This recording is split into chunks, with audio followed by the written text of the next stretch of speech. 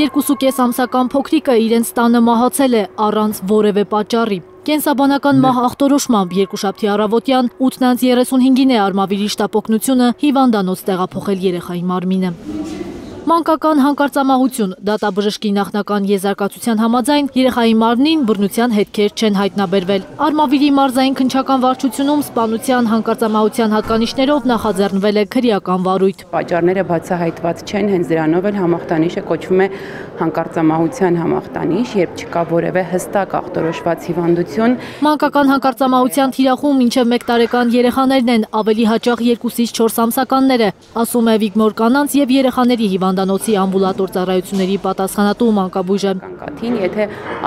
Տիգրանուհի Հովանիսյանը թվարկում է գործոններ, որոնք կարող են բարձրացնել հանկարծամահության ռիսկը։ Հաճախ ծնողներին թվում է, թե որքան տաք ծածկ են երեխային, այնքան լավ։ Ծածկոցը չպիտի գերազանցի երեխայի հասակը, ասում է մանկաբույժը։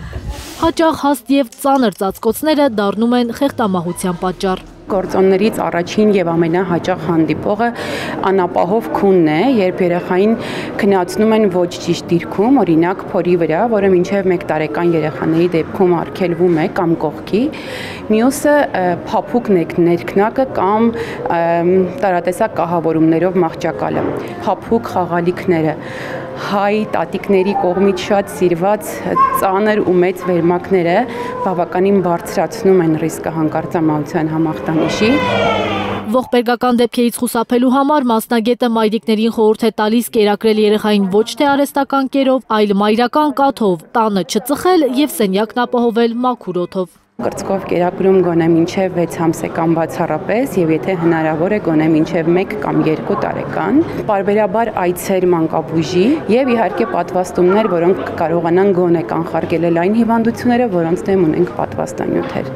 Ինչպես նաեւ հնարավորինս բացառել տանը ծխախոտի առկայությունը, որովհետեւ դա եւս բարձրացնում է հանկարծամահության ռիսկը։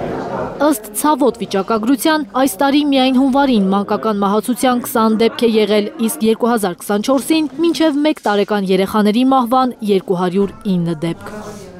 Զարուհի Սահակյան, Միլենա Պողոսյան եւ Հարություն Մաթեւոսյան, Հայլուր։